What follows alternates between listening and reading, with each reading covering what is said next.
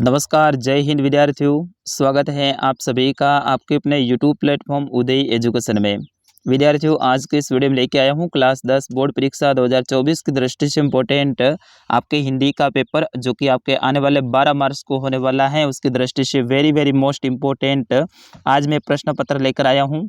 विद्यार्थियों, इस पेपर में से कई सारे प्रश्न आपके एग्जाम में सीधे ही पूछे जाएंगे, तो आप इस वीडियो को अंत तक देखिएगा। वीडियो को लाइक और चैनल को सब्सक्राइब जरूर कर दीजिएगा। विद्यार्थियों, आपका एग्जाम नज़दीक है, फटाफट से मैं पूरा पेपर आपको बताने वाला हूं, उत्तर भी साथ में बताने वाला हूं और कौन कौन से प्रश्न इस बार आपके एग्जाम में आने वाले हैं वो सारी बातें मैं बताऊंगा यहाँ पे। तो आप वीडियो को अंत तक देखिएगा, साथ ही वीडियो को लाइक करना है और आपके फ्रेंड तक ज़्यादा शेयर करना है, क्योंकि आपके फ्रेंड को भी यहाँ से फ़ायदा होने वाला है। इस बार मैं आपके हिंदी के 5 पेपर अपलोड कर रहा हूँ। इन पाँचों के पाँचों पेपरों को आपको पूरा देखना है। अगर आपने ये 5 पेपर देख लिए तो इस बार आपको हिंदी में 80% से ज़्यादा परसेंट बनाने से कोई भी नहीं रोक सकता है। तो आप वीडियो को अंत तक देखिएगा, साथ ही इस वीडियो को शेयर कर दीजिएगा। सबसे पहले आपको समय है वो 3 घंटे 15 मिनट का मिलेगा और आपका पेपर है वो 80 नंबर का आएगा। सामान्य निर्देश हैं, इनको अच्छे से आप पढ़ लीजिएगा। अपन डायरेक्ट चलेंगे पहले प्रश्न की ओर। पहला प्रश्न है, निम्नलिखित वस्तुनिष्ठ प्रश्नों के उत्तर अपनी उत्तर पुस्तिका में लिखिए। यानी इस बार आपके अवसद के पहले 12 प्रश्न आएंगे, ठीक है ना। अवसद के 12 प्रश्न आने वाले हैं विद्यार्थियों, बहुत ज़्यादा होते हैं 12 प्रश्न, इनको अच्छे से आप देख लीजिएगा। इसमें पहला देखिए, कौन सा शब्द इक प्रत्यय से नहीं बना हुआ है। इनमें से कौन सा शब्द है वो इक प्रत्यय से नहीं बना हुआ है। मानसिक, इसमें तो इक प्रत्यय है। देविक, इसमें भी इक प्रत्यय है। कठिन, इसमें इक प्रत्यय नहीं है, ठीक है ना। तो अपना ऑप्शन स रहेगा इसका सही आंसर कठिन। बाकी नैतिक, इसमें भी इक प्रत्यय लगा हुआ है। फिर उसके बाद में अगला प्रश्न है, प्रश्न संख्या 2, उल्लेख का सही संधि विच्छेद है। यानी उल्लेख शब्द है, इसका सही संधि विच्छेद क्या होगा। तो इसका सही संधि विच्छेद होगा विद्यार्थियों उत धन लेख, यानी उत प्लस लेख। ऑप्शन नंबर अ रहेगा इसका सही आंसर। विद्यार्थियों, अगला प्रश्न है, कवि का स्वप्न कैसा था। यानी कवि का स्वप्न है वो कैसा था। तो प्रेम से परिपूर्ण था, यानी ऑप्शन नंबर अ रहेगा इसका सही आंसर। बहुत ही कम समय में पूरा पेपर मैं आपको बताने वाला हूँ, आप वीडियो को अंत तक देखिएगा। अगला प्रश्न है, कवि ने बादल का मानवीकरण किस रूप में किया। आपको बताना है कवि ने बादल का मानवीय रूप है वो किसका रूप में किया, तो बच्चों के रूप में किया, यानी ऑप्शन नंबर अ रहेगा इसका सही आंसर।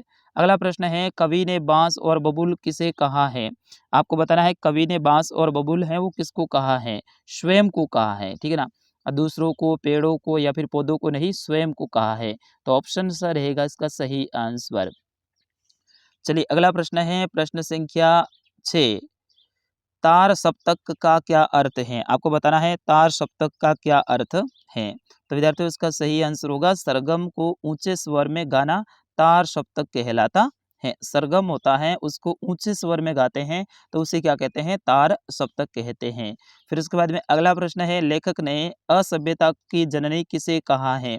आपको बताना है लेखक ने असभ्यता की जननी है वो किसे कहा है। तो विद्यार्थियों, इसका सही आंसर होगा असंस्कृति को कहा है, ठीक है ना। असंस्कृति को क्या कहा है, असभ्यता की जननी कहा है। फिर उसके बाद में अगला प्रश्न है, प्रश्न संख्या 8। विद्यार्थियों, मैं फटाफट बता रहा हूं क्योंकि आपके समय बहुत कम है, आपके समय का भी ध्यान मुझे रखना है। निम्न में से कौन सा काव्य संग्रह यतीन्द्र मिश्र का नहीं है। आपको बताना इनमें से कौन सा काव्य संग्रह है यतीन्द्र मिश्र का नहीं है। तो इसमें जो धूप के दान है ये इनका नहीं है। बाकी यदा कदा, अयोध्या तथा अन्य कविताएं, ड्योढ़ी पर आलाप, ये सारे के सारे इनके हैं, लेकिन धूप के दान है ये इनका नहीं है। फिर उसके बाद में अगला प्रश्न है विद्यार्थियों, अगला प्रश्न प्रश्न संख्या 9, यशपाल को जेल क्यों हुई थी। आपको बताना है यशपाल को जेल क्यों हुई थी। विद्यार्थियों, इसका सही आंसर होगा ऑप्शन नंबर स, क्रांतिकारी धारा से जुड़ने के कारण इनको जेल हुई थी। किसके कारण हुई थी, क्रांतिकारी धारा से जुड़ने के कारण। फिर उसके बाद में 10वां प्रश्न है, निम्न में से कौन सा कहानी संग्रह स्वयं प्रकाश का नहीं है। आपको बताना है इनमें से कौन सा कहानी संग्रह है वो स्वयं प्रकाश का नहीं है। तो इसमें जो तर्क का तूफान है ये इनका नहीं है। बाकी सूरज कब निकलेगा स्वयं प्रकाश का है। आदमी जात का आदमी, ये भी स्वयं प्रकाश का है। आएंगे अच्छे दिन भी, ये भी स्वयं प्रकाश का है। तो इनके आ सकते हैं कहानी संग्रह, आपको अच्छे से याद करना है। फिर उसके बाद में गंतोक का अर्थ क्या है। तो गंतोक का अर्थ क्या है ये आपको बताना है। इसका सही आंसर होगा गंतोक का मतलब होता है पहाड़। क्या होता है विद्यार्थियों? पहाड़। तो ऑप्शन नंबर स रहेगा इसका सही आंसर। और अंतिम अवसद का प्रश्न है, मैं क्यों लिखता हूँ, पाठ की विधा क्या है? आपको बताना है मैं क्यों लिखता हूँ, पाठ की विधा क्या है? तो विद्यार्थियों इसका सही आंसर होगा आपका ऑप्शन नंबर 2, यानी ये निबंध है। ये क्या है? निबंध है। फिर उसके बाद में बढ़ते हैं अगले प्रश्न की ओर। अगला प्रश्न है आपका प्रश्न संख्या 2, रिक्त स्थान की पूर्ति कीजिए, यानी खाली जगह को भरना है।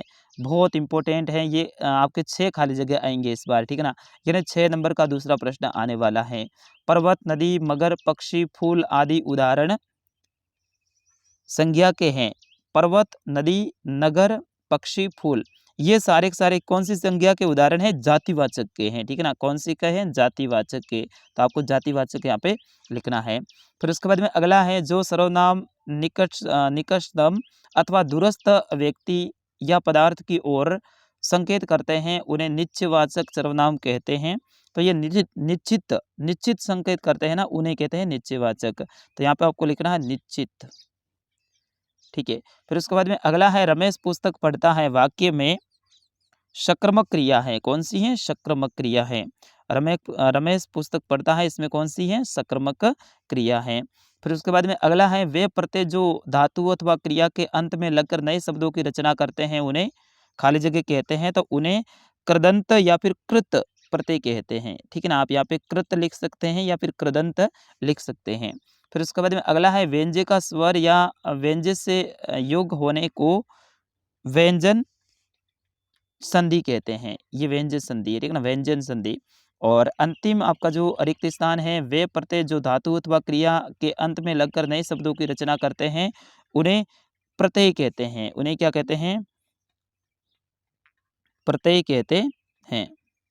फिर उसके बाद में अगला है कि निम्नलिखित अपठित गद्यांश को पढ़कर नीचे दिए गए प्रश्नों के उत्तर अपनी उत्तर पुस्तिका में दीजिए। विद्यार्थियों मैं आपको बताना चाहूँगा, आपके जो पासबुक हैं यानी गाइड हैं, उसमें पीछे आप जाओगे व्याकरण की साइड में, तो वहाँ पे अपठित गद्यांश दे रखे हैं। उनमें से आपके एक अपठित गद्यांश आएगा और एक आएगा अपठित पद्यांश, यानी वहाँ से 2 आने वाले हैं। अपठित का मतलब होता है आपकी किताब में से नहीं, अन्य टॉपिक से लिए गए। और एक एक आएगा आपके पठित गद्यांश, यानी एक पठित गद्यांश आएगा और एक अपठित आएगा। एक अपठित पद्यांश आएगा, तो एक अपठित सॉरी पठित है वो पद्यांश आएगा, यानी एक एक किताब से आएगा, एक एक बार से आएगा। तो आपके लिए अपठित यानी पीछे वाले जो हैं उनमें से आधुनिक काल में नारी एक बार फिर अपनी पूरी क्षमता, शक्ति, साहस के साथ समाज में दिखाई देने लगी। शिक्षा के प्रचार में वह पूरी तरह आत्मविश्वास से भर गई। ये वाला जो नारी वाला है ना, वो इम्पोर्टेंट रहेगा। इसमें देखिए इनके उत्तर मैं आपको बता देता हूँ। जैसे कि पहला है, प्रस्तुत गद्यांश का उचित शीर्षक बताइए। तो इसमें उचित शीर्षक है आधुनिक नारी या साहसी नारी या फिर शिक्षित नारी। यहाँ पे आधुनिक नारी बता सकते हैं, साहसी नारी बता सकते हैं या फिर शिक्षित नारी बता सकते हैं। फिर उसके बाद में अगला है, किसके कहने से महिलाएं घर बार छोड़ आज़ादी की लड़ाई के लिए निकल पड़ी, लिखिए। तो विद्यार्थियों इसमें होगा, महात्मा गांधी के कहने पर आज़ादी की लड़ाई के लिए महिलाएं है वो निकल पड़ी थी। तीसरा है, आज़ादी की लड़ाई में कौन कौन शामिल हुई, बताइए। तो इसमें आपका जो आज़ादी की लड़ाई में भीकाजी कामा, सरोजिनी नायडू, अरुणा असाफा अली, कैप्टन लक्ष्मी सहगल आदि महिलाएं शामिल हुई। यानी सारे के सारे प्रश्न हैं आपके गद्यांश में से, इनके उत्तर मिल जाएंगे। वर्तमान नारी में समाहित गुणों को बताइए। वर्तमान में जो नारी में समाहित गुण हैं वो कौन कौन से हैं? तो वर्तमान की नारी में क्षमता, साहस, शक्ति आदि के गुण समाहित हैं। फिर उसके बाद में अगला है, पुरुषों के साथ कंधे से कंधा मिलाकर आज़ादी की लड़ाई में किस वर्ग की नारियों के साथ दिया। तो इसमें भी आपका प्रश्न का उत्तर आपको याद करना है। और गुलामी शब्द का विपरीतात्मक शब्द है वो गद्यांश से साट कर लिखना है। तो गुलामी का विपरीत लिखना है, तो गुलामी का हो जाएगा आज़ादी। यहाँ पे देखोगे आप तो गद्यांश में मिल जाएगा आज़ादी, और ये आज़ादी इसका सही आंसर है। फिर उसके बाद में अगला प्रश्न है, प्रश्न संख्या 4, निम्नलिखित अपठित पद्यांश को पढ़कर नीचे दिए गए प्रश्नों के उत्तर अपनी उत्तर पुस्तिका में दीजिए। अरुण यह मधुपेय देश हमारा, जहाँ पहुँच अनजान क्षितिज को मिलता एक सहारा। सरस तामरस गर्भ विवाह पर नाच रही है तरुशिखा मनोहर। चिटका जीवन हरियाली पर मंगल कुमकुम सारा। लघु सुरधुन से पंख पसारे शीतल मल में शमीर सहारे, ये वाला है ना, ये इंपॉर्टेंट आपके रहेगा। फिर उसके बाद में बढ़ते हैं, इनके प्रश्न है अच्छे से आप देख लेना। फिर उसके बाद में अगला प्रश्न है, निम्नलिखित लघुतरात्मक प्रश्नों के उत्तर 40 शब्दों में दीजिए। जैसे कि इसमें पांचवा प्रश्न है आपका कि बाल गोविंद भगत किस प्रकार के व्यक्तियों को अधिक स्नेह का पात्र मानते थे और क्यों? तो विद्यार्थियों इसका सही आंसर होगा बाल गोविंद भगत कमजोर, असहाय, बीमार, गरीब आदि प्रकार के व्यक्तियों को अधिक स्नेह का पात्र मानते थे। उनकी समझ में ऐसे आदमियों को ज्यादा प्यार व देखभाल की आवश्यकता होती थी। तो इसको अच्छे से याद करना है। फिर उसके बाद में अगला प्रश्न है, प्रश्न संख्या 6, आर्थिक स्थिति खराब हो जाने पर व्यक्ति के स्वभाव और विचार में परिवर्तन आ जाता है। एक कहानी यह भी पाठ के आधार पे आपको बताना है।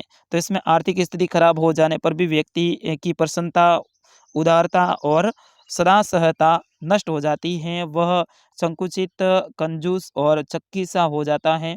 ऐसा व्यक्ति सद्भावनाओं से रहित होकर क्रोधी, अहमवादी, प्रतिष्ठा की झूठी शान रखना आदि विरोधी भावना से ग्रस्त हो जाता है। फिर उसके बाद में अगला प्रश्न है, प्रश्न संख्या 7, कवि की आंख किससे नहीं हट रही थी और क्यों? विद्यार्थियों इसका सही आंसर होगा कवि की आंख फाल्गुन माह की सौंदर्य में शोभा से नहीं हट रही थी, क्योंकि पेड़ पौधों की डालियां हरे भरे पत्तों से लद गई थी और उन पर रंग बिरंगे फूल की आभा फैल रही थी और वे हरितिमा और लालिमा दर्शाती हुई प्रतीत हो रही थी। फिर उसके बाद में अगला प्रश्न है, प्रश्न संख्या 8, गोपियों ने उद्धव को बड़भागी क्यों बताया है? ये हर बार आता है विद्यार्थियों और इस बार भी पक्का आने की संभावना रहेगी। इस प्रश्न के ऊपर आप स्टार लगा दीजिएगा।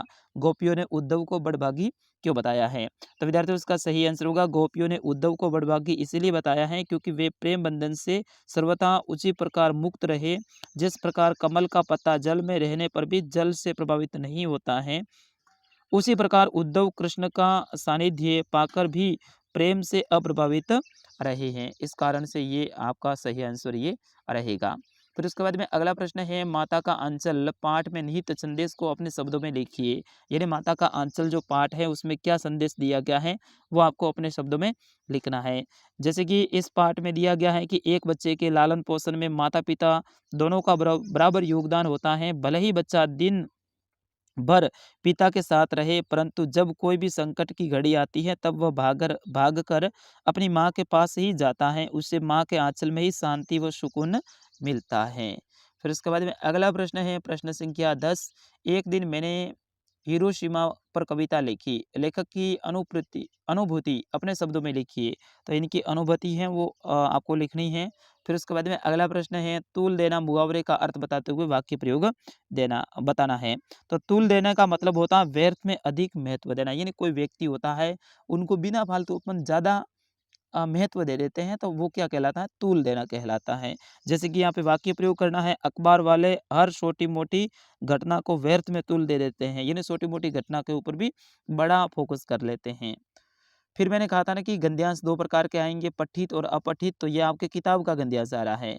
पठित गद्यांश को ध्यानपूर्वक पढ़कर नीचे दिए गए प्रश्नों के उत्तर अपनी उत्तर पुस्तिका में लिखिए। जैसे कि काशी में संगीत आयोजन की एक प्राचीन एवं अद्भुत परंपरा है। ये आयोजन पिछले कई वर्षों से संकट मोचन मंदिर में होता आया है। यह मंदिर शहर के दक्षिण में लंका पर स्थित है। व हनुमान जयंती के अवसर पर यहाँ 5 दिनों तक शास्त्रीय और उपशास्त्रीय गायन वादन की उत्कृष्ट सभा होती है। इसमें बिस्मिल्लाह खां अवश्य रहते हैं। अपने मजहब के प्रति अत्यधिक समर्पित उस्ताद बिस्मिल्लाह खां की श्रद्धा काशी विश्वनाथ के प्रति अपार है। वे जब भी काशी से बाहर रहते हैं तब विश्वनाथ व बालाजी के मंदिर की दिशा की तरफ मुंह करके बैठते हैं और थोड़ी देर में सही मगर उसी ओर शहनाई का प्याला घुमा लिया जाता है। तो ये प्रश्न बहुत इंपॉर्टेंट है, ये आपके गद्यांश।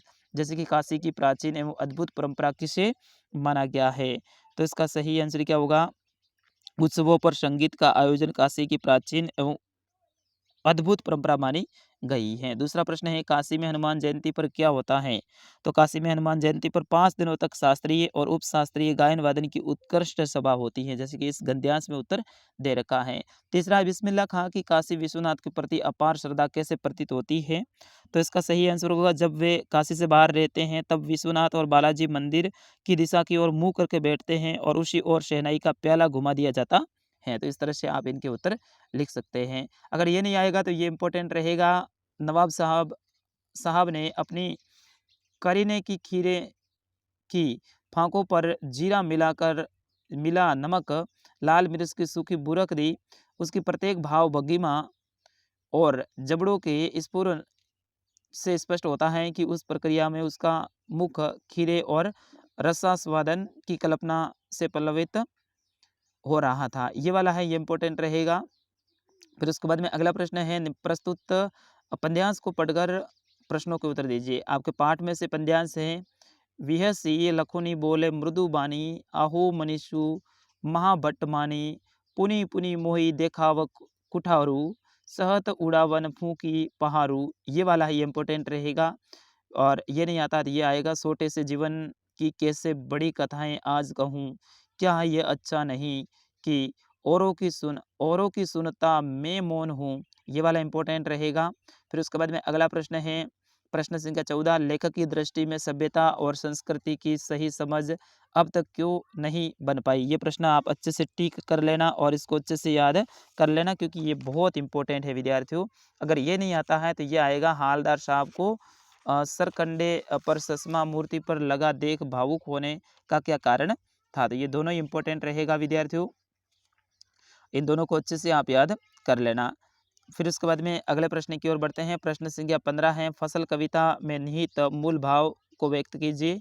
उसका कविता का केंद्रीय भाव है वो लिखना है। ठीक है ना, फसल कविता में कौन सा भाव बताया गया है ये आपको बताना है। जैसे कि फसल कविता के माध्यम से कवि ने किसानों के परिश्रम एवं प्रकृति की महानता का गुणगान किया है। उनके अनुसार फसल पैदा करना किसी एक अकेले व्यक्ति के बस की बात नहीं है, यह सबके सहयोग का ही प्रतिफल होता है। यानी फसल पकाना किसी एक के बस की बात नहीं होती है, इसमें सभी का सहयोग होना चाहिए। इसमें प्रकृति और मनुष्य दोनों का तालमेल होता है। बीज को अंकुरित होने के लिए धूप, वायु, जल, मिट्टी, मनुष्य के कठोर परिश्रम की आवश्यकता होती है, तब जाकर वो फसल पैदा होती है। इसे पैदा करने के लिए सबसे सम्मिलित योगदान से ही फसल तैयार होती है। कवि ने कविता में यही भाव प्रस्तुत किया है। या फिर ये नहीं आता है तो ये आएगा, उत्साह कविता का केंद्रीय भाव क्या है ये आपको लिखना है। फिर उसके बाद में अगला है कि निराला है बहुआयामी कृतज्ञ और व्यक्तित्व के विषय में आपको बताना है। लेखक स्वयं प्रकाश के कृतज्ञ और व्यक्तित्व का बारे में आपको लिखना है। फिर उसके बाद में अगला प्रश्न है, लॉन्ग स्टॉक में घूमते हुए चक्र को देखकर लेखिका को पूरे भारत की आत्म सी क्यों दिखाई दी। या फिर हिरोशिमा की घटना विज्ञान का भयानक दुरुपयोग है। आपकी दृष्टि में विज्ञान का दुरुपयोग कहाँ कहाँ किस तरह हो रहा है ये आपको बताना है। प्रश्न संख्या 18 है, ये बहुत इंपॉर्टेंट है विद्यार्थियों, क्योंकि इसमें से आपको निबंध लिखना है और वो भी आपके 6 नंबर का निबंध आने वाला है 300 शब्दों में। आपके लिए निबंध कौन कौन से इंपॉर्टेंट रहेंगे, एक रहेगा राष्ट्रीय विकास में नारी की भागीदारी, बहुत इंपॉर्टेंट रहेगा विद्यार्थियों। इसमें आपको पॉइंट बना के लिखना है, नारी की भूमिका, नारी का स्वरूप, वर्तमान युग में नारी, स्वतंत्र भारत में नारी की भूमिका, और लास्ट में पॉइंट बनाना है उपसंहार। दूसरा जो आपके लिए निबंध इंपॉर्टेंट रहेगा, बढ़ती महंगाई एक विकराल समस्या। इसमें प्रस्तावना मतलब महंगाई का अर्थ बताना है, फिर महंगाई के कारण, महंगाई से जन समस्याएं, महंगाई से निपटने के उपाय और उपसंहार। अगर ये नहीं आता है ना, फैशन की व्यापक और दुष्प्रभाव, ये शायद नहीं आएगा विद्यार्थियों। और जीवन की वह चिरस्मरणीय घटनाएं, वो आपको याद, आपके जो जीवन की घटना है उनके बारे में लिखना है। फिर उसके बाद में अगला प्रश्न है 19वां, बहुत इंपॉर्टेंट है। स्वयं को राजकीय उच्च माध्यमिक विद्यालय शिवपुरा का 10वीं का छात्र रितेश मानते हुए अपने विद्यालय के प्रधान अध्यापक को खेलकूद व्यवस्था सुचारू रूप से करवाने हेतु प्रार्थना पत्र लिखना है। अगर ये नहीं आता है तो आपके सामने ये भी आ सकता है कि आप आगरा निवासी मनोहर हैं, अजमेर में अध्ययनरत हैं, यानी अजमेर में पढ़ रहे हैं, अपने छोटे भाई प्रभाकर को पत्र लिखिए कि जिसमें अध्ययन के साथ साथ खेलों में भी भाग लेने की सलाह दीजिए। और अंतिम प्रश्न है, पर्यावरण के प्रति जागरूकता बढ़ाने के लिए एक विज्ञापन तैयार करना है। अगर ये नहीं आता है तो ये आएगा, आपकी बड़ी बहन ने संगीत सिखाने की एक संस्था खोली है, इसके लिए एक विज्ञापन है वो आपको तैयार करना है। तो ये दोनों इंपॉर्टेंट रहेगा विद्यार्थियों। विज्ञापन आपके लिए 4 नंबर का आने वाला है और विज्ञापन लिखना बहुत ही ईजी है। विज्ञापन कैसे लिखा जाता है मैं अलग से आपके लिए एक वीडियो लेकर आ रहा हूँ बहुत जल्द, उस वीडियो को आप देखिए और अच्छे से समझिए कि विज्ञापन को कैसे लिखा जाता है। फिलहाल के लिए इस वीडियो में इतना ही। अगला पेपर बहुत जल्द आ रहा है। आज ही मैं सारे के सारे पेपर अपलोड कर रहा हूँ। दिन भर आप चैनल के साथ में एक्टिव रहिएगा। तब तक आप चैनल को सब्सक्राइब कीजिए, इसे ज़्यादा से ज़्यादा शेयर कीजिएगा। बहुत जल्द अगला वीडियो आ रहा है। नमस्कार, जय हिंद।